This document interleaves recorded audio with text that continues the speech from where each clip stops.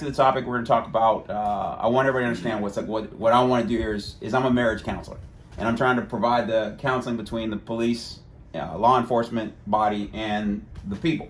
And what can the people do?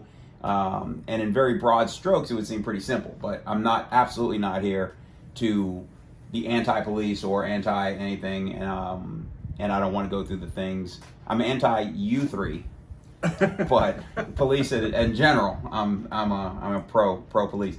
So I want to talk about those things and what we can do as a country, as city, community, whatever, to make things better. Talk about some of the issues that the people have problems with, and hopefully shed some light on it. So a quick recap of our cast: Brian Hawkins, one of my best friends from childhood, perhaps at many times was my best friend before we started this adventure, and we grew up. We actually lived together for a little while as kids. Gary's my cousin. He's got 25. How many years in San Diego PD? 31. 31. Holy cow. He's retired also from San Diego PD. Brian, how many years did you have? I have the 25. 25, Chicago okay. Police. 25 from Chicago PD. And Derek is with law enforcement in California. How long? 22 years. 22 years. I want to get your guys' opinion on, it's the Breonna Taylor case. My understanding is that there was a mistake with an address, and I've heard a couple of different accounts of it. I've heard that the address was correct, only there's two addresses on the same street, but at the end of the day, it was a no-knock warrant, where there's no announcement. Right. And they were after a very violent individual, and they did a no-knock warrant. And when they knocked the door, which means blasted the door in, right, they were immediately met by gunfire. And when you're serving a warrant and you're met with gunfire, you are going to return gunfire. Sure. And up to the Michael. And unfortunately, Breonna Taylor was shot and killed. Right. My instincts, again, is that whoever the officers were put in an untenable situation. I mean, the people in the house, if I know you three are gun owners, if somebody breaks into your house in the middle of the night, I assume you're going to pull your weapon to defend yourself. I mean, it wasn't like a knock, police coming in. It was, like you said, a barge in. And I think that put them in a significantly untenable situation. But what can we do? What could they do? Who went wrong? Where did it go wrong? How can we fix it? Okay, if I can, I don't know if the people listening understand what a no-knock search warrant is. Please. I've done several no-knock search warrants. I've been the first person through the door, and I've had things go bad. I've had things go the right way. But the reason for a no-knock search warrant is because when we're serving a narcotics search warrant, you knock on the door, they're running to the bathroom, and they're flushing all the evidence. So a judge will issue you a no-knock search warrant, so you're not giving people a heads up.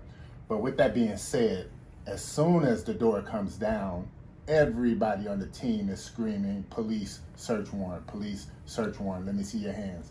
So in that particular instance, the boyfriend of Breonna Taylor is saying that they never announced that they were the police. The one thing that I would caution everyone on is that if you were not there, you don't know what happened. So I've been on several scenes where people on the news will say it happened this way, and I was there and I know it didn't happen that way. And I've also seen where the police... You're popping your peas a little, that'll help. where the police might give a narrative and people on the scene say it didn't quite go that way as well. So I'm not justifying what the police are doing, and I'm not justifying what the community's doing. But what I'm saying to you is that if you're not involved, you should guard your opinion because you really don't know. So I wasn't there, so I won't pass judgment on Breonna Taylor's boyfriend, and I won't pass judgment on the team that executed that search warrant unless I could see footage on how they actually executed that warrant. How did it go wrong? Something went wrong. The wrong person was, and that one, I don't think. But time out. Go. You didn't even give him an opportunity to answer the question, nor me. So. Well, I'm the moderator. So now when you start talking, I'm saying, how did it go wrong? Go ahead. No, I'll start your timer. No, you're answering another question though, Tony. That's the I was problem. clarifying the no-knock I definition. don't know if you were. I think you were asking another question. What did I ask? What can we do to make it better? Right. What went wrong? Okay, where were we? What went wrong still instead of Right. what we could do? Right. Okay, what question were you answering? I was Oh my God. I wasn't answering a We're question. cutting I all was this actually bullshit out when he's I was actually clarifying what a no-knock search warrant was, so that Correct. the audience would understand the reason for a no-knock search warrant. And also, one of the things I failed to neglect was, there are You times did when use your people full have. minute 90. Oh well. But people go ahead, by all means. have serious weaponry, and so we want to get in there quickly. So they'll issue a no-knock warrant for super violent murderers and. Okay, and apparently the person they were at, but also was the person not in jail already? The person they were looking for?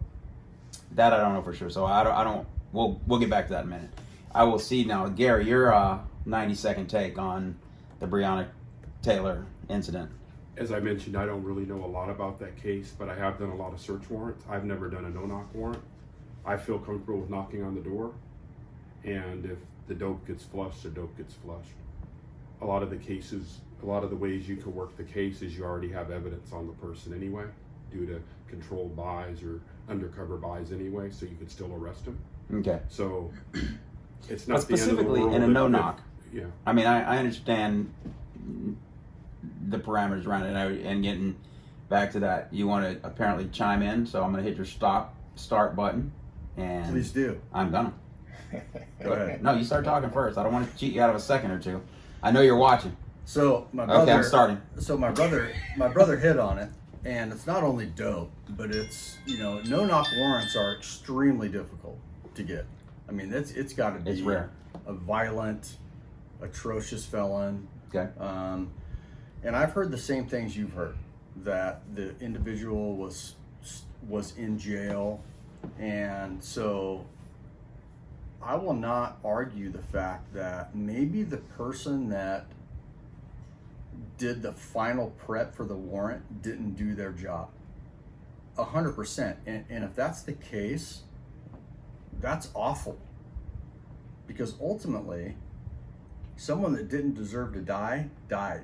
There's no question about that. But with regards to the guys and girls that are hitting the house or the apartment or Yes. whatever it Yes. is, at the end of the day, they were briefed by someone Sure. that was supposed to do their job.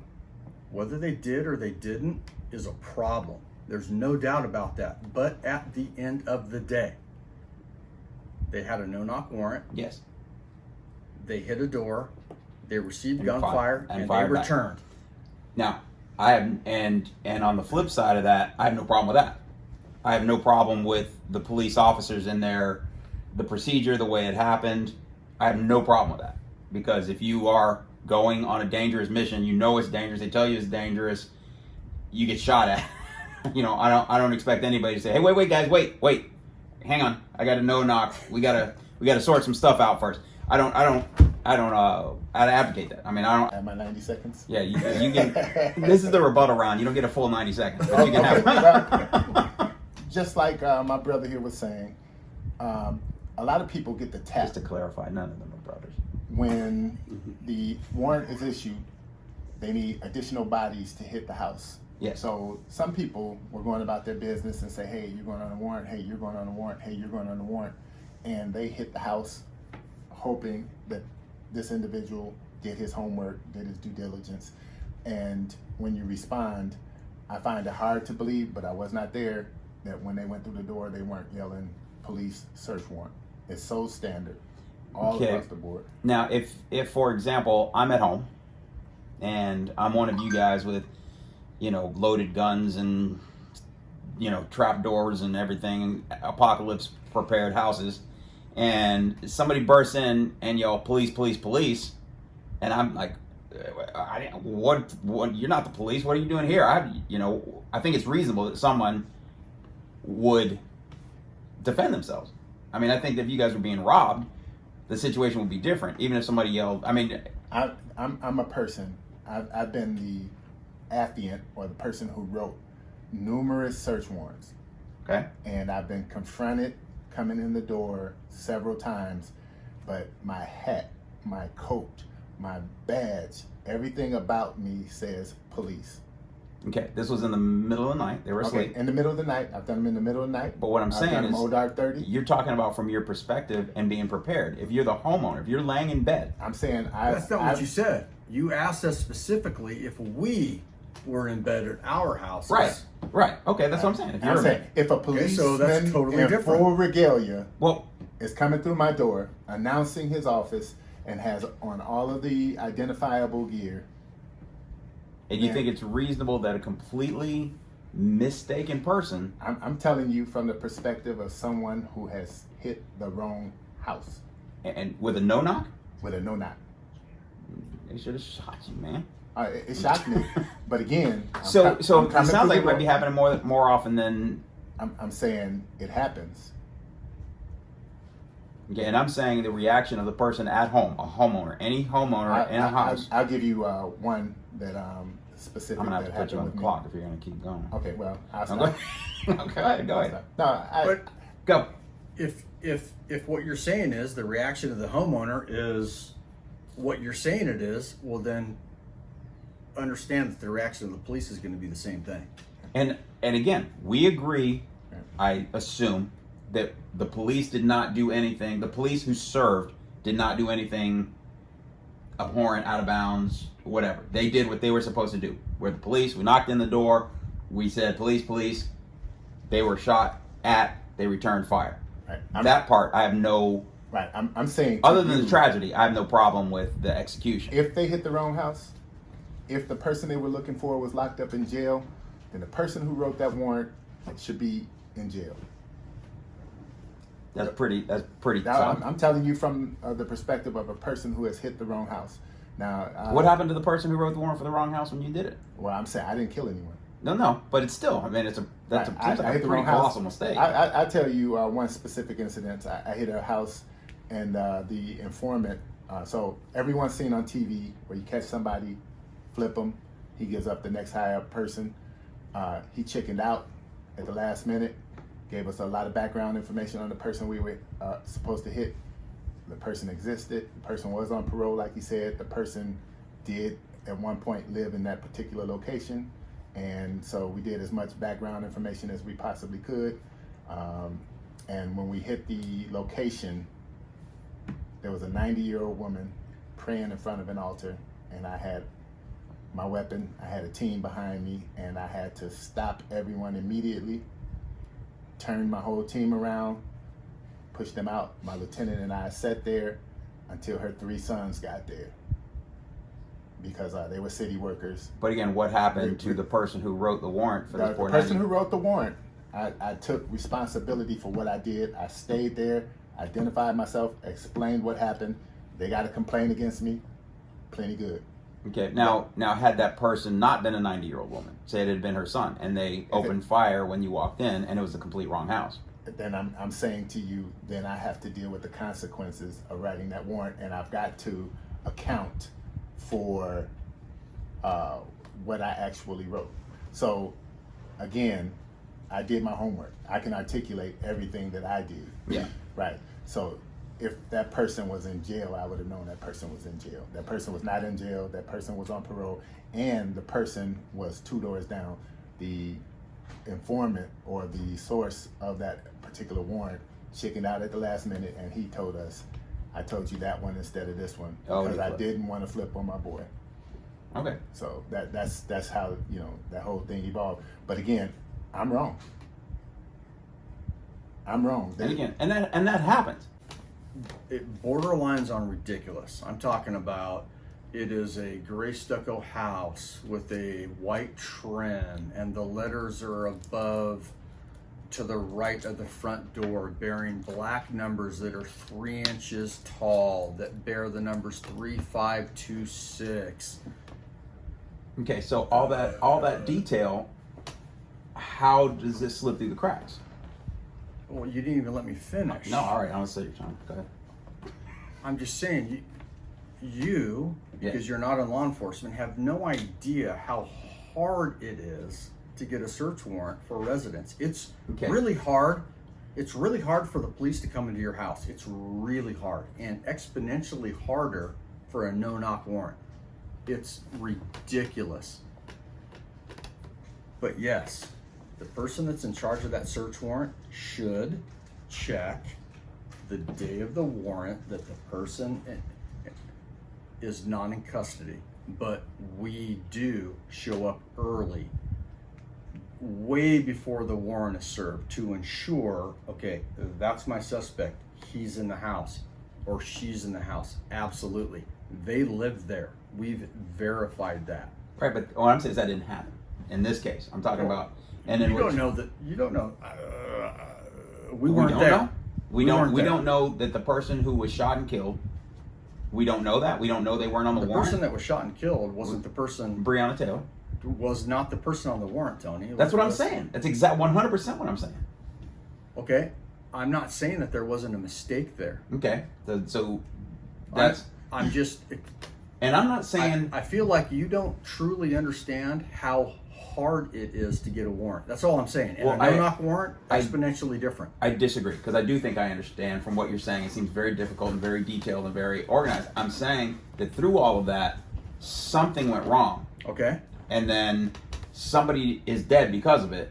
right. And Because the police knocked through the door on a no-knock warrant. that's not why they're dead. No, they did rush through the door on Right, a no-knock which they should warrant, have. and probably, but we weren't there, announced Right. themselves and received Right. gunfire. Right. But again, It's unfortunate. It is. But you said last time, if you don't do the crime, there's a reason they're at your door. There's a reason those police got shot at, because they barged into the wrong house. They came to the wrong house. There was no warrant. There was no criminal at that house. So Do you know that? I know that Was even Breonna if Taylor's maybe she boyfriend was a mess. criminal? Maybe. No. Maybe. Do you know? I don't. Because I'm he has asking- nothing with the case.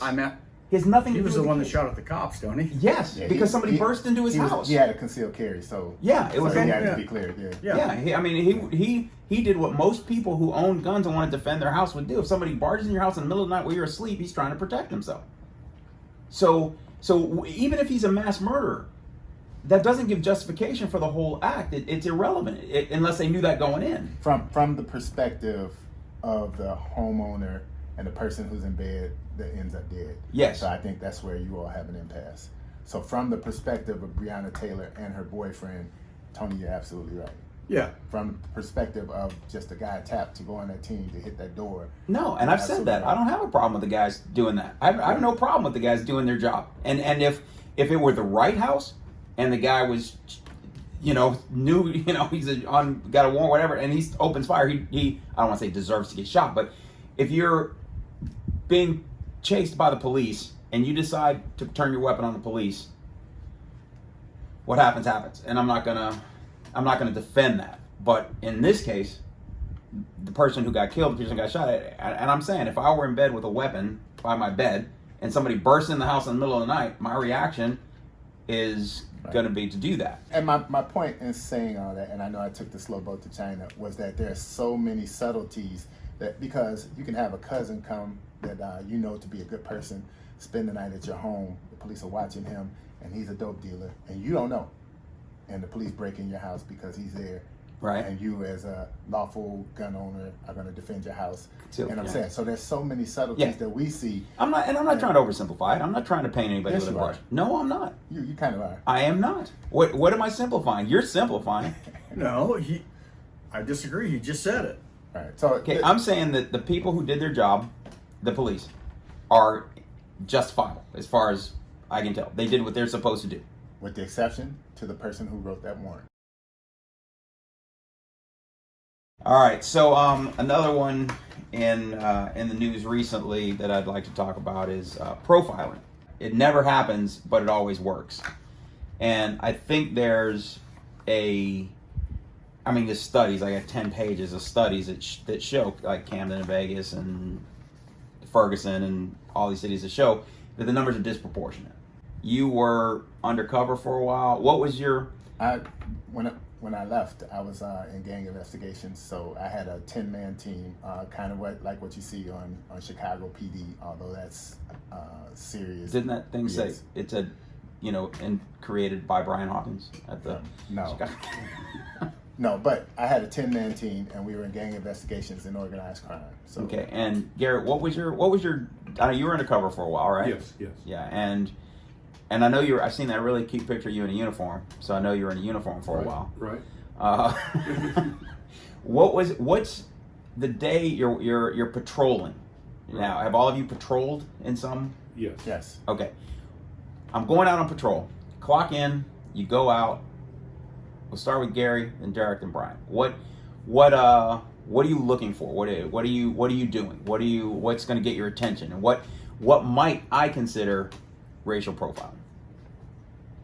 See, that's the unique part because it depends on what area you're working. I've worked a lot of predominantly African American neighborhoods. I've also worked a lot of white neighborhoods. So you just let the white people go mostly? Absolutely. No, but where I'm going with this is the way I operate, and a lot of officers know what they're doing. You know what crimes are going on in your area, where they're happening.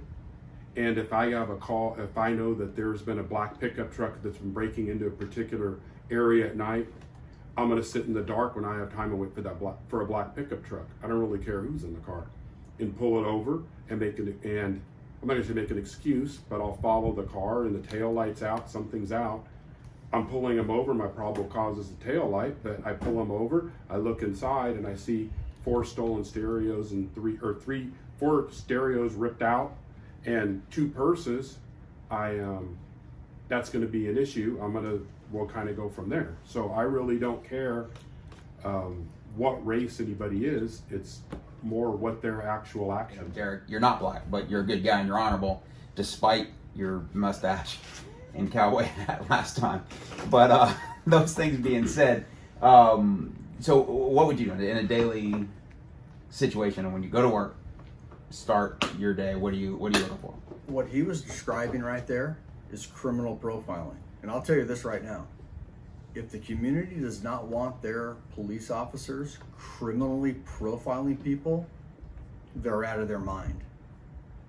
That's just a reality, Tony. You know, it's funny. I had a conversation with my wife last week, and I asked her, I said, when I came into the East County area, the first half of my career, I worked predominantly in the Spring Valley area.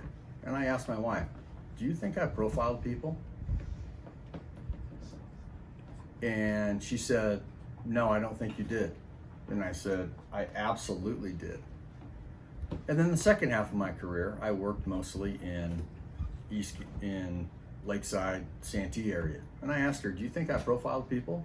She said, I don't think so. And I said, I absolutely did. I look for crooks. Now, when you say crooks, again, are you looking for, you've read a dossier? I might not be using the right words. You look at a case study, you look at something, or do you go, that guy looks fishy? Who is out driving around at 3 o'clock in the morning? Some people going to work? Sure. Maybe. Right? Yeah, no, so at 3 o'clock. Are you typically out at 3 o'clock in the morning? Not often at all. Dude, come on. I'm in bed at 9:30. Let me ask you a question. Yes. If you were a resident of Shelltown, Okay. okay? Mm-hmm. You're familiar with that neighborhood? Yes. Okay. And I was a police officer in Shelltown. Okay. And at 2 o'clock in the morning, I actually saw the person. I saw a 20-ish year old white kid in a Honda Accord rolling through Shelltown. Okay. Would you expect me as a resident in Shelltown to maybe, as a police officer, to maybe look at that guy and wonder what he's doing? Does a 20-ish year old white kid belong in Shelltown at 2 o'clock in the morning? Does he? Does he? Does he belong? That's a difficult question, but see that, and that way, the way you're framing it now. Typically. Okay, the way you're framing it now, and it's reasonable, and Okay. and yes, it would catch my eye, but You've answered your own question. no, I haven't, because now I'm going to flip the question a little bit, and Jamie Foxx and Chris Rock and a Senator I forget his name. Uh, Who have nice Just cars. answer the question. They're in white communities. They don't belong in those communities because they're who? Jamie Foxx, Chris Rock. That's not the question I asked you. I would ask you What- to keep an eye on him. I would say, hey, what's No, that no, dude no. here doing here? Answer the question that I asked you. Does If he you were a belong? resident of Yes. Shelltown, Yes. and I'm a police officer, Yes. and I'm rolling through Shelltown at 2 o'clock in the morning, and I roll past a kid, and I see a 20-something-year-old white kid in Shelltown, Okay. would you expect me, as a resident of Shelltown, to go, that kid doesn't belong here? Just that scenario. I'm not asking Well- you to flip the script. Okay. If they're criminally profiling and he doesn't look like he belongs and he looks sketchy, absolutely. Now, Why would you not? well, what? See, I guess I'm saying, what determines if you Tony, is it Tony, is it Tony. skin tone? Simply skin tone. So we Tony. segregate the neighborhoods, and anybody who crosses a line doesn't belong. Absolutely. That's not what I'm saying. That's kind of what You you're see- saying. In Shelltown, No, you're no, no, saying no, no. a white kid doesn't I'm- belong. During certain circumstances, 100%. Tony, police officers are not firefighters. We don't sit in a firehouse and watch you're gonna movies. piss off all the firefighting audience. I could care less. I've said it all along. Police officers are not firefighters. That's why Tony. people love We firefighters. don't. We don't. Thank you for making my argument. Cops don't sit in police departments and wait for calls. Go. Actually, the problem is Okay, hang on one second. Dad, are you listening to Brian about to justify racial profiling? Just want to make sure. Okay, go. okay. So racial profiling You know you lived with this in man and as a of child. itself is not a bad thing if you're not pulling over all Mexicans and giving Mexicans tickets and inconveniencing Mexicans, or doing all blacks, or just because this person's white you're gonna give them a ticket. But I worked in the projects, and there was a particular project building that catered only to Chinatown. So their heroin. Where was that? Just out of It was the curiosity. Dearborn Homes. Okay. And so this one particular building had an all Chinese clientele. So when a Chinese person would enter that particular all black project building, do I have reasonable suspicion, which is the thing that I Sure. think my brother here was trying to articulate, Brother, reasonable suspicion to go up and have a conversation with this person. Now from that conversation, probable cause might develop. But if I'm just targeting Chinese people to oppress Chinese people, that's racial profiling. And what he was talking about, criminal profiling, I worked in Inglewood. I was sent to Inglewood because they had a very high homicide rate. So when my team pulls someone over in Inglewood, which is 99% black, chances are when they do a contact card, it's going to be a black person.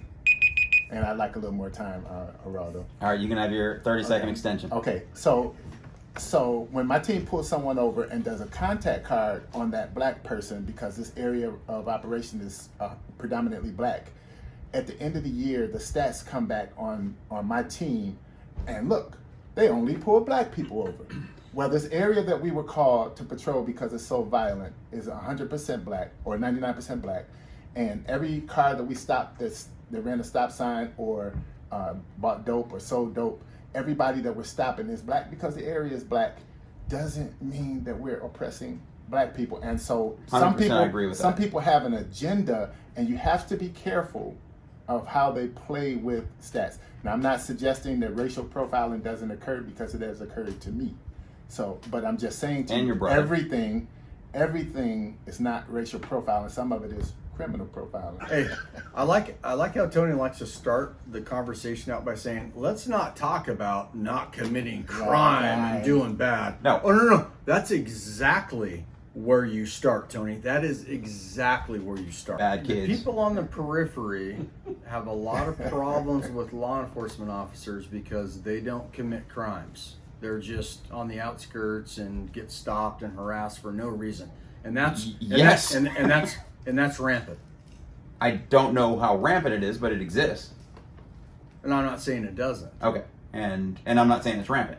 So let's acknowledge that there's a certain percentage, And- 2 to 98, somewhere in there, and then let's let's work. not start a conversation by saying, well, let's just skip over the don't commit crime thing. Well, I'm just simplifying. Don't do it. Right, I agree with that.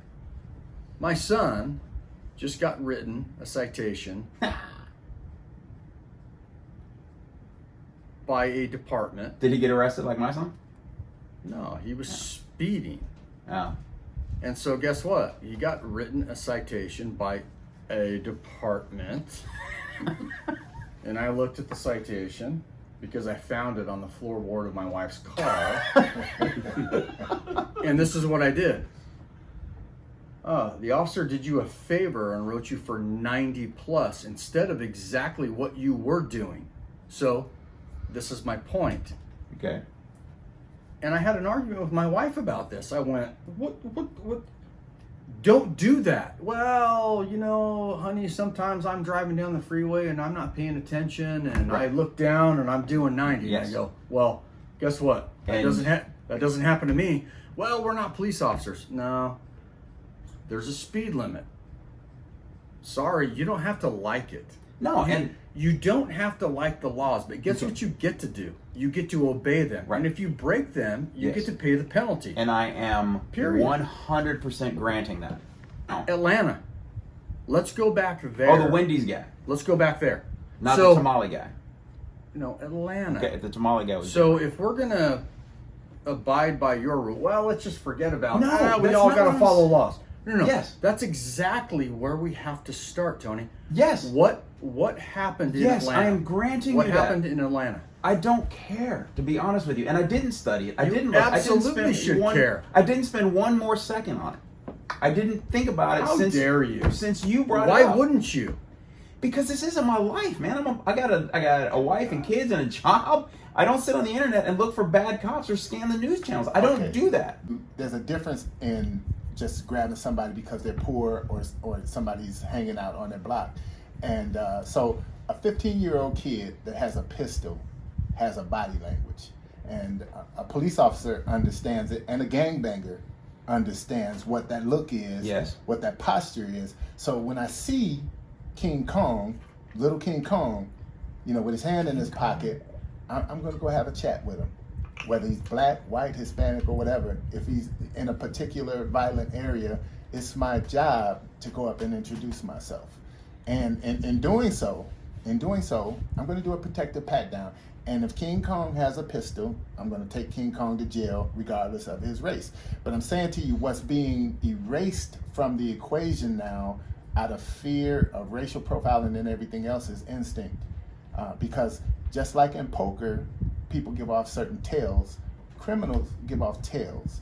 And you can't articulate it, you can't put your finger on it, but they give off a tail. And a seasoned patrol officer who's been in it for a while, can see those things. And before, it was respected in court as police instinct. However, there's been a lot of abuses. Right, and that's my point. Right. And that's so my point. therefore, That's my counter. legitimate police practices are now being just erased. The majority of the community wants the police to come in, respectfully police their areas and keep them safe, serve and protect. Yes. But there is an element Yes. that has a political agenda. There is an element that has a criminal agenda. There is an element that no matter what the police say or do, they don't want to hear it. The police are wrong. That It is is fair. absolutely true. Yes, but it's not the majority. No, it's not the majority. Community at large, and that's what I'm saying. Nor are the majority of police officers crooked. No, and I think we can, again, I want to start with the foundation that this is Tony Lawrence speaking for Tony Lawrence. I'm not anything else. These are what I believe. I believe that the vast majority of police officers are honorable, respectable people doing a terrible, unthinkable job sometimes and doing the best they can, and as human beings will mess up on occasion. Tony Lawrence is coming from Tony's perspective. Yes. You had loving parents, you had loving siblings, you had an education, and I'm saying, what about the child of that guy who had dope put on him, that went to the penitentiary and had done nothing wrong, Right. and taught his child that rage? What about Yes. the child that was indoctrinated into the gang Yes. from the time he was born because We his saw father all was that. a gangbanger, Yes. his grandfather was a gangbanger, and I'm saying to you, they don't share your perspective. No, they don't. But the majority of people aren't raised that way. Now, if you go into these Depends on communities, the area. yes, if you go Right. into these communities, and we're circling around to the point. If you go into these communities, there is a tremendous amount of distrust. There's a tremendous amount of Absolutely. apprehension, and on both sides, because you're going into a neighborhood where somebody might shoot me. On guard. Yes, 100%. Yeah. So that seems to me to be lose-lose. It seems to me that I don't want any of you guys, especially, but anybody at all, to feel like going to their job every day to go into a neighborhood that everybody hates them, nobody trusts them. And that's the thing. It's not just hate, it's trust. Because, again, you know where I grew up. I've lived in a lot of different places and done a lot of things and seen some things. And a lot of the stuff I saw growing up, I know. right. We saw some things. I Yeah, know. it was not officer friendly coming to town, respectfully finding King Kong and patting him down or anything like that. It was not like that. So I moved. I got some different things. I did have good parents and everything, and I was able to teach my kids that this guy who's a bad cop is the same as this person who's a bad record producer, or this person who's a bad truck driver, or that they're not all this person. Right. And if you go into that neighborhood, like I don't know, last couple times I've been to South Shore, I was told not to stay past dark. So last time I went back and visited the boys on the block, we went and they said, look, you probably just want to get your family out of here before it gets dark. And I said, okay, because where I used to live and walk and play and knew how to navigate, I don't know that anymore. That person's dead. Why is that person's that? old? Why is that? Because I've changed. Because I've left. No. Why did the homies on the block tell you to leave? Why? Because it's dangerous. It's a dangerous area. Why?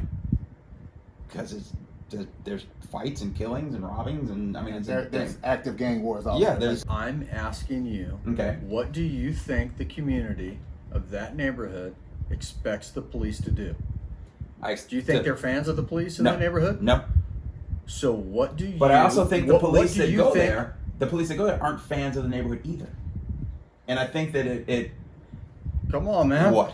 I'm How saying, do you know that? I was going there, Tony, and I remember Lee's Pizza. I remember Tula's and Gus. I remember going to Ekersall. So it pains my heart to see that community in disarray. So I'm saying because you grew up there. yeah, and there's a lot of other police officers that grew up there and saw the beauty that it used to be, and the bakeries and all the shops that have closed down, Woolworths and everything that was up Yeah. and down 79. And I'm saying to you, those people are patrolling as well. And so, As well. right, Not exclusively, as right, well. right. They're again, as we've you established know, the fact. Right. But as you know, you could pass 10 people in a store. How you doing? Good. How you doing? Good. How you doing? Somebody glares at you like, the one you're going to remember is the a-hole who glares at you. In traffic, you pass thousands of cars Right. every day. Right. Every day, without incident. Right. One person cuts you off, and you go, God, people can't drive. People suck. I can't believe they got his life. Where'd you get your license? Drive the jackbox. And so that's what sticks out. So in those communities, just like to the police officers patrolling, when they patrol that community, they see person after person after person doing nothing. And then they see King Kong with a gun, or they see two gangbangers, somebody shoplifting, or whatever. And everybody they see up until then is like every other car that passes you on the freeway or every other clerk you buy. But the person that sticks out to the police officers is the bad seats. Because even in those communities, I believe the majority of Perfect. those people. Perfect. Right.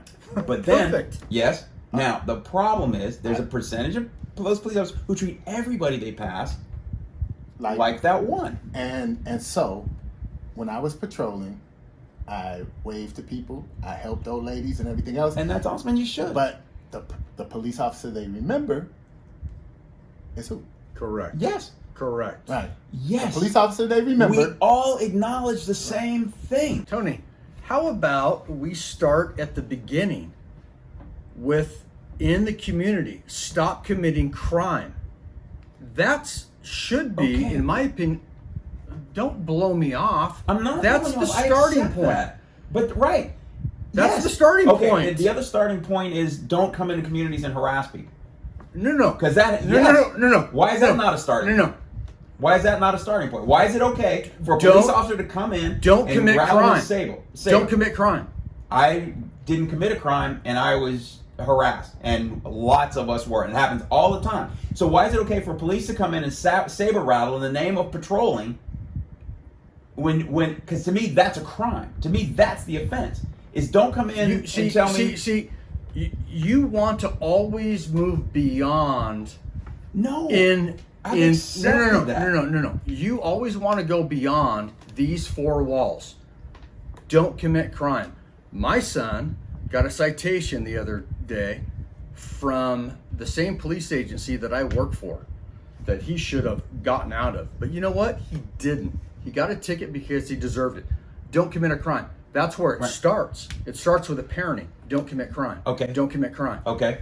And if you lower the crime rate, then maybe these cops that come in to harass you all the time will stop because the crime rate is lower. Maybe not. Okay. That's where you start. I do. You mentioned briefly about like the community side of it, the community side of things. And I told my wife this a few weeks ago, and I wouldn't have said this a year ago, but I'm saying it now. I think in a lot of communities, because I heard a politician in San Diego use the term over patrolled, and it was just mentioned in passing in an interview. And right when I heard that, I started thinking about it a lot. I thought about it all day, and I said, what's going to happen? Not necessarily in San Diego, but probably in a lot of places. You mentioned the fire department. It's going to be like that. You're going to go out on patrol, but you're not going to patrol. They're going to tell you, you go park in this parking lot, you park in this parking lot, and when you get a radio call, you roll in like the fire department, handle your radio call, and leave. There's already departments in Berkeley. They just said they're not pulling cars over anymore. It's getting to that extreme. But I'm not here to defend that. I think no. But what I'm saying is, I think we're going to get to a point because there's people that don't want to fix the issue of community policing and the relationship with the police department. There's then people, we have to make them, and we have to bring them along kicking and screaming into a better relationship. That's what we have to do. I'm just telling you I'm not saying in San Diego, but in a lot of places, it's gonna be go park when you get a radio call, handle the radio call, go back and park. And that's, I think what you were saying earlier is if you're not doing criminal profiling, you're not doing your job. You're supposed to know what's going on. And when the spike in shootings, New York, Chicago, LA, 100%. DC. And when you It's know, going crazy. as a officer that works the area, people are hanging out at this liquor store, and you've had 3 drive-bys in the last month there after 10 o'clock. You don't care. You just want the people off not to be hanging out at that liquor store. Fair. Because someone's going to get killed. So you go up and you talk to them, and you can say, you shouldn't hang out here, and this is why, and they're too tough, and so they don't want to listen. And then later that night you go, and you're going to tell mom and dad or auntie or whoever that they're at the hospital because they don't want to listen. I do. You know what? I just decided. Firefighters, I hate you guys. I'm anti-firefighter from now on. Me and Derek, we're going anti-firefighter. So the thing boils down to culture. Police culture is considered to be bad in society right now. But from a police perspective, the community, especially impoverished communities where they have a high incidence of violence, that no snitch campaign for someone who's never lived in the ghetto to come into the ghetto, and everybody knows who shot little Ray Ray. Right. Everybody knows it. Yes. The police know it too, but nobody will cooperate. Right. Because That's of awful. because And of that's the no horrible. snitch. Yes. And so therefore, So that homicidal maniac. How do we fix it? Okay, What can we do? So culturally, I'm gonna step out on a limb, and I'll probably get attacked. Hang on, 'cause I hip just hop started- is I got- responsible for a lot of the violence that's taking place. Absolutely. And for anyone who suggests that music doesn't have an effect on behavior, I would take you to church and let somebody sing Amazing Grace when you've lost somebody recently in your family, and see if it doesn't evoke tears. I would point you to the military, the Marines or the Army. When you're getting back in shape and you're running down the block and you're yelling cadence, it fires you up, and so forth. Fight songs, yeah, and so forth, music and is so super on. important. Absolutely. So the hip hop artists are ministers, and they're preaching a foul message. And in the beginning, they may have been preaching about what their life was like, but now they glorify the violence and the ignorance and the no snitch and everything, and they've been very, very successful. And it's crossed over from the ghetto to the normal neighborhoods. What do they do? And how do we get into the communities and change? It's not that kid anymore. It's a kid coming from a two-parent household Sometimes that has the hip-hop culture. And I'm saying, and I hate to just say hip-hop, but there's a thug persona that's crossing from the black community to the Hispanic to the white community to the Asian community.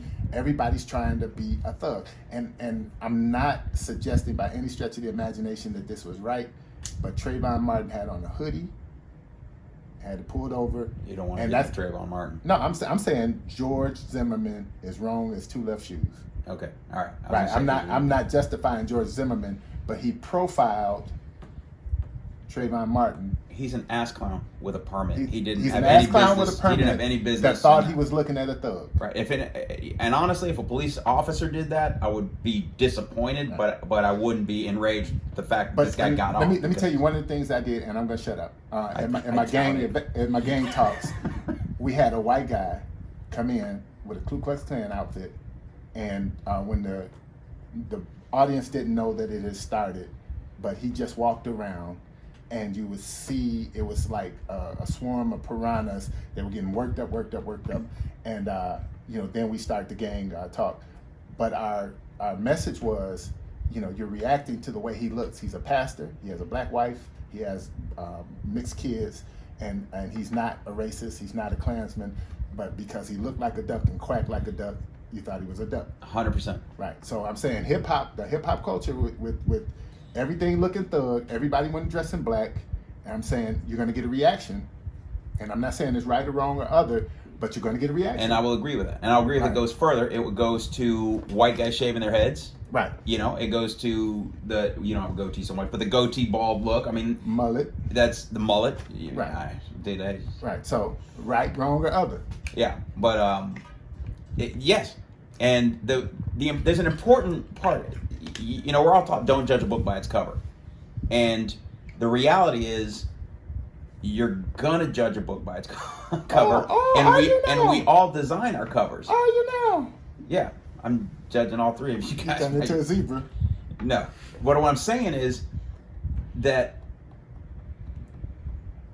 you do judge, and we all make our own covers.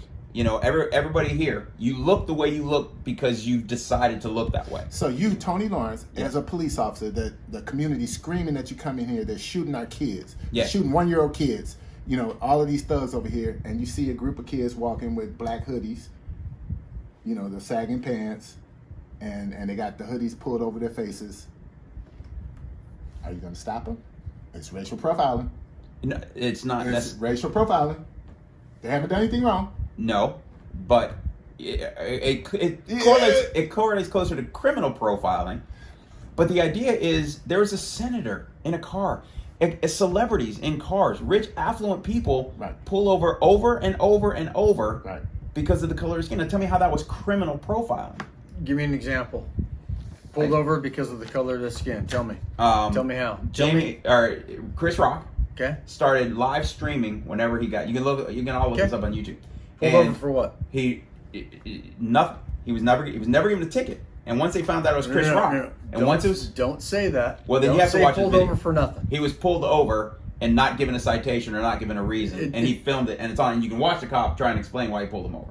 And I'm not saying it doesn't happen, but if you're going to bring up an exact example, you have to tell me. Well, you're asking for an exact example. When my idea, Isaiah Washington from Grey's Anatomy was another one, and then he joked about it later. He said, "You need to adapt." Tell Chris Rock, "You need to adapt." I sold my $90,000 Mercedes and bought a Series 3 Prius because I got tired of being pulled over, and he was pulled over 4 or 5 times. And again, for what? Well, for nothing. They were not given tickets, so I can't say. The bottom line is they didn't say. Go ask them. I mean, I'm No, simply saying. I'm not asking them, Tony, because you're on here on a podcast saying they were pulled over for no reason. I'm telling you don't know their that. story. I'm telling you what they said. If They the said reason they was were pulled over. bullshit, hey, you know what? I got stopped because I had no rear license plate on my car. That's bullshit. If it's no license plate, it's no license plate. I don't know. It's a violation. Yes. Is it a And- bullshit violation? Maybe. Right. No, I get it. It's a violation. But my question is, would they have pulled over George Clooney or Brad Pitt or any of those guys without a license plate? And the numbers Who suggest knows? no. The numbers suggest no. Do they? Yes. I got 10 pages Sure. of stats. I'll post. Sure. I'll post it because Sure. you don't want to go. Oh no. Because what you don't want to understand, or I don't think what you want to hear, is exactly what your brother was saying. Is he's working in a black neighborhood but what you're not in hearing- Chicago. Okay. And if people Every pull over black, single stop he it's makes, going to be black. And are the stops bullshit or not? Maybe they are. Maybe they aren't. And it doesn't. No, they weren't. Okay. But again, and I urge people to try and learn, not to look for stuff to back up their point. And that's why I'm trying not to. Let me ask you a question. Let me finish my thought. No, let me finish. No, let me ask you a question. Instead of saying, wait a minute, if you're going through a community and these studies, and they're here, like I said, I'll share them. I'll send them to Okay. you. But dude, they're long. It's 10 pages. We can sit here and do.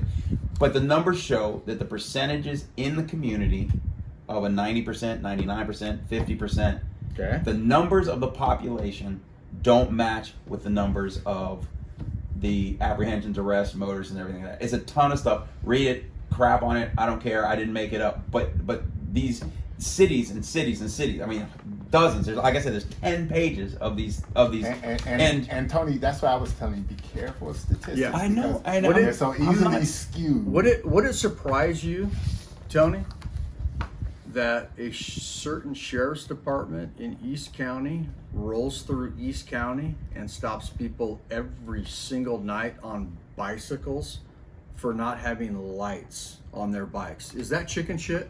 Let me ask you a question. Is it chicken shit? You're driving down Woodside Avenue, minding your own business On a bike. on a bicycle at 9 o'clock at night, and you get lit up by a sheriff's deputy because you don't have a light on the back of your bike. Is it chicken shit? Yes or no? In front of the mic. Is it chicken shit? Yes or no? If you go to a pool and the pump's only operating 4 hours, my point is Is you don't it know chicken about shit, yes or pools. no? I don't know what I'm- the procedure is. I- I don't know. No. I don't I'm know. not Is it- asking you if for you a go into procedure. training, if you go into training and Tony, they say pull the guy over Tony, because he doesn't have a light, then Tony, yes, pull him over. Tony, That's why I was not. going into the subtleties, because people in that particular area might be getting hit by cars over and over again. For not Right. having a license. Or no, time out. See, this is the thing that I want to stop with you. I asked you a question. If Tony Lawrence, Okay. if Tony Lawrence is riding his bicycle at 9 o'clock at night I would have a light. in Woodside Avenue without a light, and you got stopped by the sheriff's department, would you think that was chicken shit? Yes or no? It's very simple. No, it's not. See, on one hand, you sit here and scream Yes, at me about the I would think that nuances. was chicken shit. Okay. Yes. Okay, but Now- the nuances of the answers that you want to go into and say how everything's textured, we don't know the details. I would have a light. Radical question of why. Well, just yes or no. It's just, Is it it's chicken just shit? It would piss me off that I got a ticket for having not a Is light. it chicken shit? Yes or no? It- Yes, you know it is. So say yes. I don't know if somebody, like you were saying, if somebody gets killed, like the highway up by West Hills. You know, people died in that little crosswalk in West Hills, a bunch. And so they had all these rules in place and jaywalking, and people were getting killed. So they started ticketing jaywalkers. Is ticketing jaywalkers chicken shit? My instinct would be yes. Right. But That was exactly my point, because if he had said yes, I would have said, well, would it surprise you that I'm not going to say the Blah, majority, blah, blah, but right. would it surprise you that a lot of people that they stop that don't have lights on their bikes because they're out riding at 9 or 10 o'clock at night? That's weird. They end up having meth on them. It's shocking. So why do you think the sheriff does that? to catch Because meth they're heads? criminally profiling people. Okay, and you're arguing a straw man. If you told me, if I'm riding a bike and I got a ticket for not having a light, it's the same thing if my tags are expired by a month, or it's the same as anything else. It's always a chicken shit when it happens to you. Yeah, you know, right. don't you And have real costs to find? That Don't you have real was things? his point. Was Yeah, and and the short answer is. But you want me to the average defend citizen is or going to attack? say, yes, that's Right. chicken shit. Right. Well, and again, I'm not trying to speak for anybody else. I'm trying to speak for me, black community, and 99% of your arrests are black, no problem.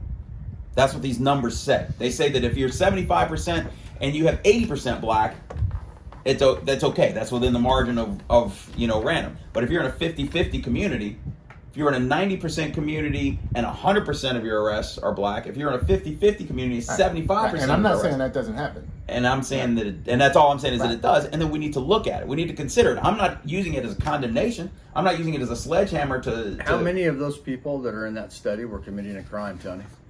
I don't know, Derek. I didn't read them all. I read the numbers. Well, you're. So what are the numbers? It would take way too long. If you care and you want to know and you want to learn, read it. If you don't, then don't. I'm simply saying. What I want to know is of those numbers that you're speaking of, how many of those people, regardless of race, know. You can ask me 10 more times and I won't know. You can ask me 100 more times and I won't know. Well, then why are you bringing the numbers up? Yeah, you know what? Let's take the question from the audience. What do you got there, Richie? Someone asked, why can't the media get behind All Lives Matter instead of Black Lives Matter? Oh, don't even. I touched that one. Oh, you better touch it because you'll get more. Okay, no. Because All Lives Matter didn't exist until Black Lives Matter. All Lives Matter was created because it was so repugnant to stand up for Black lives that we had to diminish it. Sorry, go ahead. You were going to say? No, do continue. No, I'm done. No, so people conflate the two issues of the shooting that takes place in the black community or shootings that take place in other communities with the fact that unarmed black people are being shot. And Black Lives Matter is strictly dealing with that one particular issue. Yes. Now, are there other issues in the black community that are taking place? Are there other issues in all the communities? Do all lives matter? Absolutely. But this movement and this protest, the Black Lives Matter, which Colin Kaepernick was kneeling for, was strictly to protest the police shooting of unarmed black people. And so therefore, like the guy in North Carolina, the guy took off running and he shot him in the back and the guy threw a gun down. That's what Black Lives Matter is protesting. Nothing more, nothing less. Has nothing to do with Antifa, has nothing to do. So I've been on the front lines of those protests where they're hollering and spitting, where I have to hold the line and everything. But I understand where they came from because of my upbringing. I watched my friends go to jail for stuff that they didn't do. I've been beat up by the police twice. And I'm saying to you, the mistake being made is to conflate the two things, and they're separate issues. So yes, all lives matter, but this protest of Black Lives Matter is strictly protesting the police shooting of unarmed black people. And I'm saying it's a valid issue. It's a valid If I go to the hospital with a broken arm, and the doctor says, I go, hey doc, my arm's broken. And the doctor says, well, all your bones matter. It's dumb. If you go to a cancer research and you go, all diseases matter. I just agree with you. It's right. Right, I agree with you. It's okay. I agree with you. So you're looking for a fight that you're fighting straw man. I'm fighting you. No, you're not fighting me. Because I just told you, Black Lives Matter, and I understand what the movement is. I don't get the two confused. Right, and that's my point. So yeah, they're from a police perspective. Some of the things that I've seen embarrasses me as a professional law enforcement officer. Knowing that I've served with white officers, Latino officers, Asian officers who come and did a damn good job in the black community, came and weren't there to oppress anyone, were there to actually serve and protect. And now we're all being painted with that same broad brush because of the activities of a few. Right, and we need to repair that. How? Again, and I was trying to get at it earlier. I don't think we'll see it in our lifetime. The damage is so deep and the wound is so bad that I don't think we'll see it in our lifetime. But where I was going with the No Snitch campaign, how can I do my job in your community if nobody will talk to me? I agree and with so that. we got to 100%. look at the courts. We got to look at the courts because the courts will lay someone out. I cannot see a world where we can't solve things. I can't. It just doesn't exist in my world. And I'm saying, and I'm a realist, and I'm saying it's not going to happen in our lifetime. And so we've got to plant those seeds. And I'm a fantasyist, or whatever the opposite of a realist is, an idealist, and I believe we're going to make a difference, and I believe that we're going to move in the right direction, because that's what I have to believe every morning when I wake up. That's Well, I believe. good for you, Tony. Shut up. But that's kind of what I was talking about earlier, Tony. We're to the point now where we can't have a cartoon called Paw Patrol because That's not true. That was a joke. That was satire. That was never That's canceled. not- It was never protested. But the point of that is, if Somebody it's- thought it was funny, and they spread it around the internet, and people believed it. Well- So Paw Patrol is not a good example.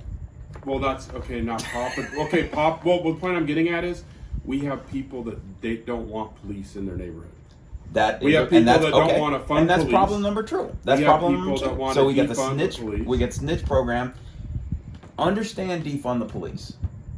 Okay, and again, I'm not going to stand. You understand defund the police because there's two trains of thought. There are absolutely Right. One is There's dangerous. There's the and- one that's and saying is- that we can put some stuff into community policing, mental Yes. health, and Yes. yeah. And that then was there's the other initial that's saying primary. we don't need. That's the dumb people. Right. Who were late to the party and they saw the police. They go, yeah, after the police, defund them, take all their money. Not all of them are dumb. Some of them are No, they're trained at a They're specific university in Chicago. They're dumb. Okay. I'm gonna They're shut dumb. up. It's a dumb idea. The banning police is dumb. No snitching is dumb. But now here's the danger in that. So It's wrong. So I want you to do something about that crime. Everybody but Rich. Right. If he goes out there and sells some dope, it's, No, it's let him okay. go. He's a good kid. Yes. He's a good kid. Yeah, Don't- he was only selling a little dope. Yes. Right, and that's what's actually happening. But that's wrong. I think we can all agree Right. that that's wrong. Right, but on the other half, if someone does cooperate with the police and tells, that person gets right back out in Chicago. I can't speak for California. In Chicago, that person's right back on the street, and now you're on the same block Right. with that same individual Right. that you just testified against. And so the court system is so antiquated that Yes. a 16-year-old kid is treated like Opie. A pariah, yeah. Opie, no, he's treated like Opie back in the 50s, and the 16-year-old now is sophisticated in murder, drug dealing, gang banging, sophisticated. My point is, the courts are treating these hardened criminals like they would treat that kid back from the 1950s. Right. And so Sharks and the Jets. the schools in Chicago can't kick someone out of school that shot somebody. So now, a 14-year-old, his mother can't do anything with him. The teacher can't do anything with him. The principal can't put him out of the school. The police can't touch him. And then you sit him in the classroom with your 14-year-old kid, and you expect your 14-year-old kid to get an education and navigate. So that's the reason for the dropout rate. And those who don't drop out, they click up with somebody else, and now you have, just to go to school, we got to form a clique. Yes. We got to join something, Right. just so we can get back and forth. Then that's a problem.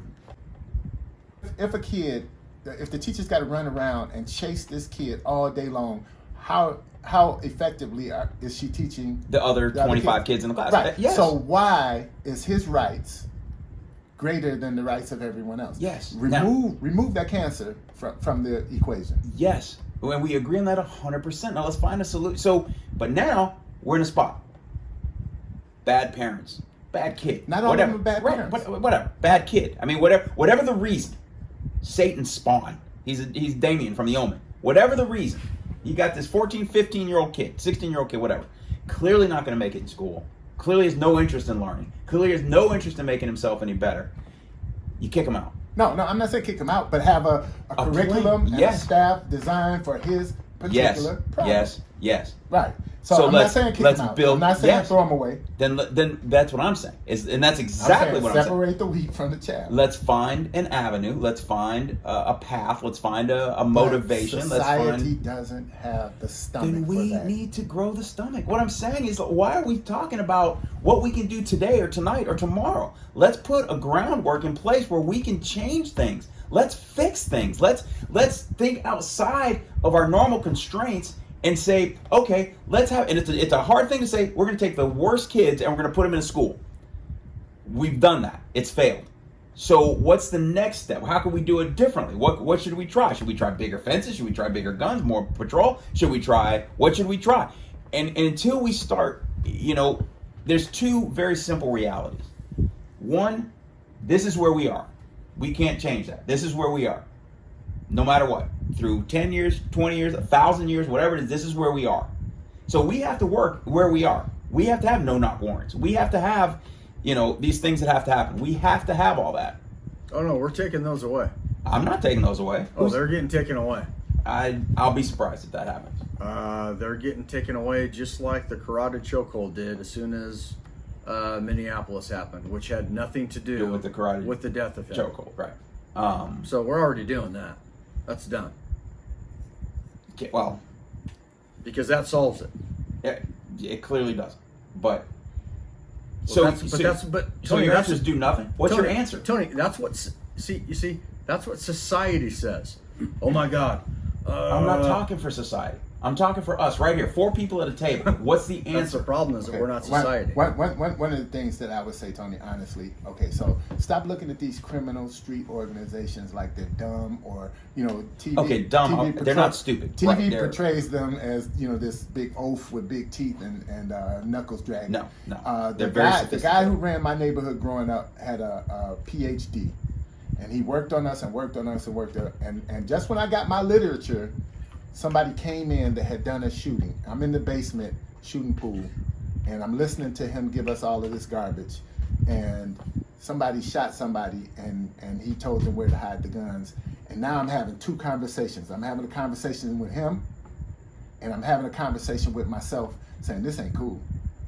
Somebody's parent is screaming right now. Okay, yes. Right. And so I know if I react and walk out of there, I'm in trouble. Right. So I had to sit there for another hour and a half having 2 conversations. Right. But I knew once I left out of that basement, I would never be back. And he was grooming us from the time we were children. One of my informants was a leader of a gang. And he told me that when he had a good kid on the block, he would send some of his gang members from outside of the neighborhood to rob him and beat him up every day he came out of the house. If he went to the store, they robbed him and beat him up.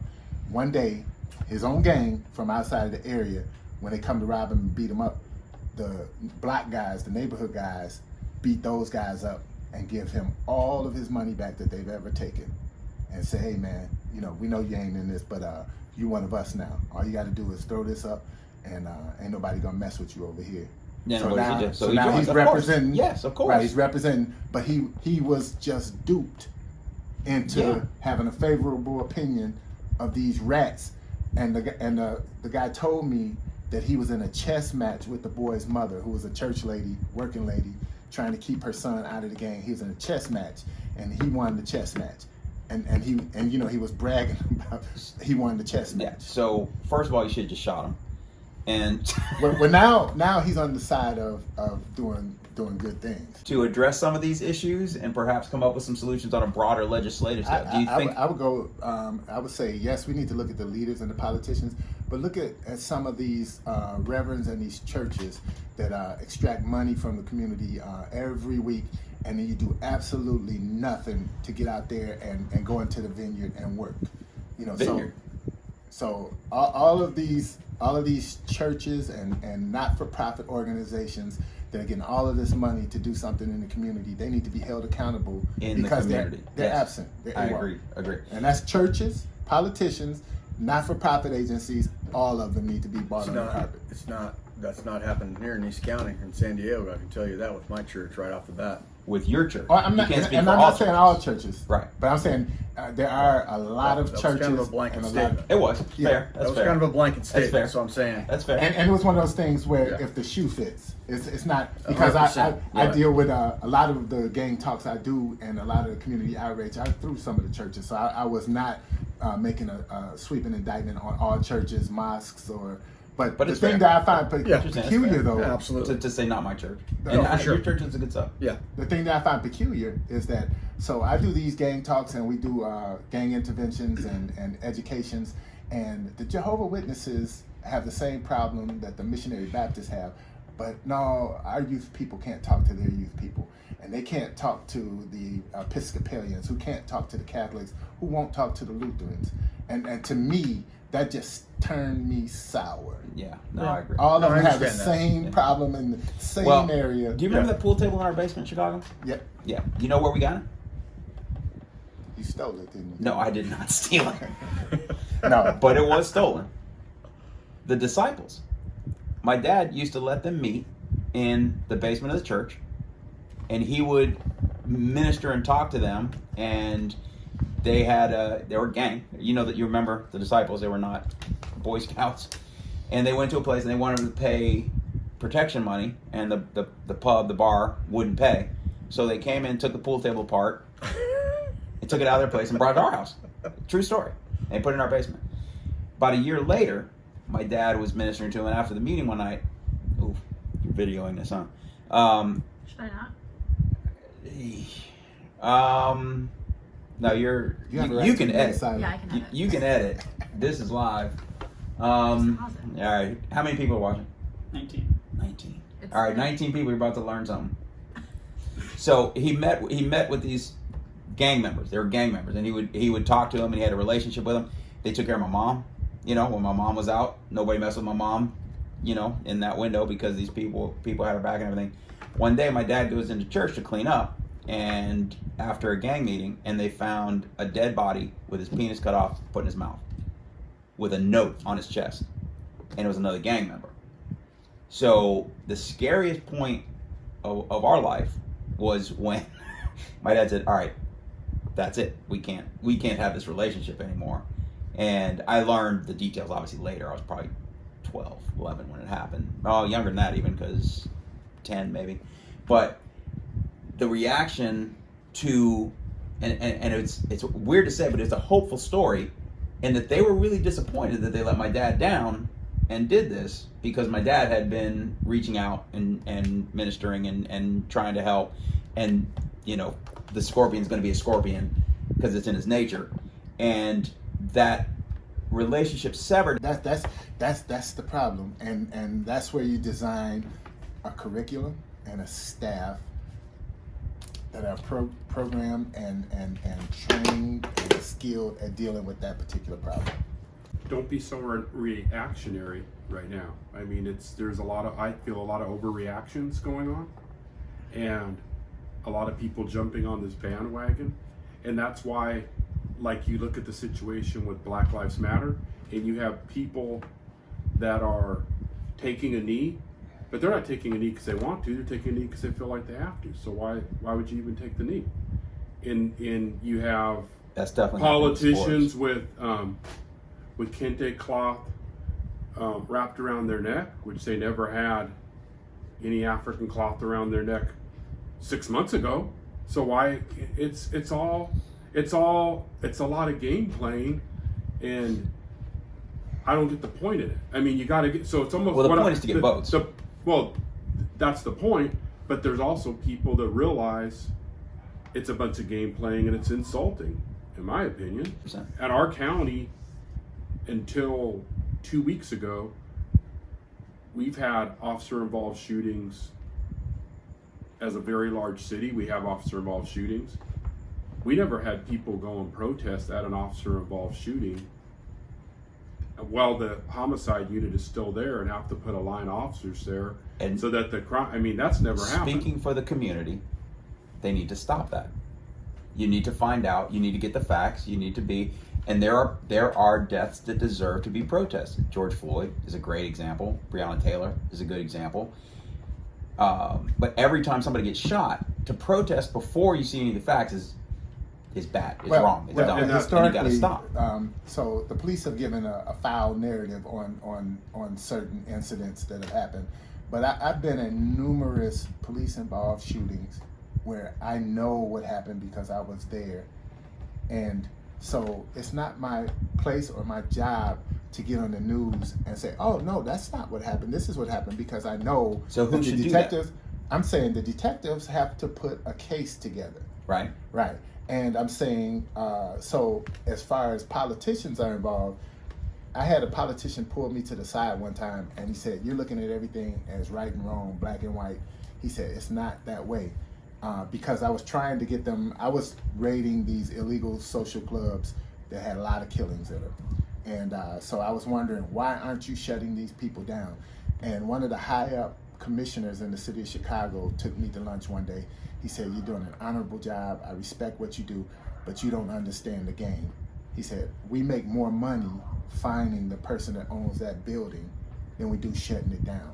So yes, you can raid it. Yes, you can arrest this person, that person, but we want to fine him $20,000. We want to fine him $15,000. Okay, that falls under the category of things we need to scrap. And what ideally would you feel as a police officer could help you do your job and help restore some of the relationship? I think it's starting to happen already. To your point, I think what police departments are starting to do now much quicker is they're releasing video, body cam footage way sooner. They're giving statements sooner, which has been perplexing for me my entire career. I have never understood Why? when you were there and you had an incident that happened right in front of you, and then boom, the officer involved shootings on the news and the public is going ballistic, and you know that there's video Right. that's going to exonerate or at least explain or at least Yes. show the public something, and they don't do it. And for the longest time, they didn't do it because the DA's office doesn't want them to do it, because now they've got a case to prosecute and it's evidence, and they don't want you putting evidence out there before the case goes to why trial. not? So Because I don't know why not. Because you would as a have to defense have- attorney, Yeah. you're telling me the evidence you have against my client. Now I can. Oh no, I'm not going to say that. I'm going to say this. right, because now all right. because now all of a Right, and sudden you're going to get they're someone off. Right. a defendant that got shot by the police department. Right. That video, because by the time that police shooting goes to trial, we're looking at 18 months, 2 years down the road. Now, by that time, it's got 4 million views on YouTube. Right. You're going to find a jury that's going to give your defendant next, right. a shot. But I get that. if you want to ask me a question, how do we help the relationship between society and the police department? Yeah. That's very simple. Don't say don't do crime. If you have if you have video that's never going to change, Right. Yes. it's never going to change. Yes. The video is never going to change. Here you go. This is what happened. It happened in the latest downtown San Diego police shooting. Littleton, I think, is the guy's last name. I don't know if you guys have seen the recent one where the guy turns from 4 feet away and fires 2 shots at the officer and then gets killed. That stuff is out immediately now. Okay. And Now, that helps. what about settlements? What about police settlements when they sign? Okay, so I've got numerous lawsuits against me. I don't know about you guys. I've got Why doesn't that surprise me? numerous lawsuits against me. But again, so at one point, it becomes cheaper to give this mutt, and I say mutt. You talking about me? No. Mixed race? No, Racist? I'm talking about this freak. It becomes cheaper to give this freak $25,000 and go away than it does to litigate. And so therefore, an officer will have a settlement against them because the lawyers thought it'd be Yes. in the best interest of the city to settle this case, even though chances are the officer's going to win, but it's going to cost hundreds of thousands of dollars to fight this thing. And so, an how do we officer, fix that? no, I'm saying, so we tighten up the criteria for letting something get into court. And if an officer does something wrong, then absolutely barbecue his ass. I'm not suggesting that the police are above the law, but I'm just saying some of the frivolous lawsuits, one guy, well, never mind, I'm not going to go into all that. Okay. But I'm just saying to you, so, and then going back to the politicians, the knee-jerk reaction that he was talking about, so right away you're firing people now instead of due process. Which I'm 100% against that, by the way. Right, so I'm saying even the police deserve due process. Absolutely. So I'm saying I think that they need to pump their brakes, investigate, and let it be transparent. But in the sake of quieting down the riots, they're gonna serve an honest police officer up on the barbecue. I hope not. And we need to fix It's it. happening. I'm sure it is. Settle. I'll tell you this: there's a university in the city of Chicago that they Is this the same one you're talking about? They develop our crime strategy. I'm not saying they develop all of our University crime of Chicago. strategy, and DePaul. the same university Carnegie. are doing the Innocent Come on, Project tell us what it is. and and they're spearheading, suing the police. So that's another thing that I think that people at the top don't look at. There are people with an agenda that say they come to help, and they're actually doing more harm than help. Fair. And I'll leave that at that. San Diego PD though has been doing, we touched it a little bit, they're doing it social media campaigns, which is very unique when there's an officer involved shooting now. They're putting the video out, they're explaining everything on the video, they're explaining when the body cam first starts, it's not anything sneaky, it's just, it doesn't record right away, they're laying everything out. But like you said, Tony, it needs to go both ways. If there's like a phrase, a good shooting, Right. like a slang term. I get it. If it's kind of a itchy, kind of Because you guys go, good, I get to shoot somebody. That's not going to if there's kind of one where it's a little more explaining that needs to be done, but it's not so cut and dry. Right. That needs to go out there too. But I think the social media is interesting because they're hitting it really hard. Yeah. They're using that because that's where people are. Yes. People are finding out about it more on social media than the news. That's So- sadly true. So I think I think that I like that campaign. I hope a lot of departments do that. And I would like to see the incident and then kind of the extended version. Say, hey, here's the key 3 minutes. Here's the 10 minutes before and 10 minutes after if you want to, get whatever. But get it out there. I think transparency and information. The other thing that I think is really important, if you're going to have the politicians, local leadership that is good, and I'm talking community leaders, anybody that's a community leader or calls themselves a You community get an leader. extra 30 seconds for my interruption. Thank you. Anybody that calls themselves a community leader, go through one of the citizen police academies where you go through the shoot don't shoot drills, where you go through that, because how do you understand the other side if you're just sitting there throwing out demands? We want this, we want that. All these community leaders from wherever they're at, whoever they are, Is that free? the police department, they used to put them on quite often, at least once a CPD year. used to put them on. And I would encourage people to do that right now and go on ride-alongs. Right Yeah. now, nobody can go on ride-alongs because of COVID, but Right. later on, go on a ride-along and sit in a patrol car for 10 hours and see how it is. Go on a Friday night, Saturday night. Don't go to Mid-City, go to Southeast, go to Central Division, You Well, know, I agree with at 1,000%. 100%.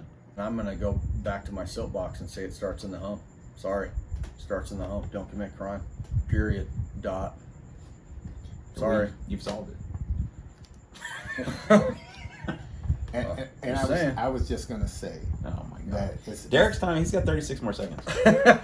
he loaned me a couple seconds. I didn't hear any consent. Hey, he's bigger than me, dude. I loaded the time. I loaded the time. No, I'm just saying it's just like the Donald Trump issue, as far as dealing with the police. So some of the people in the community, either you love them or you hate them, and they're not going to go through any type of training that the police have. They're not going to cooperate with the police. It's so polarized that it's a done deal, and that's your tough problem that needs to be solved.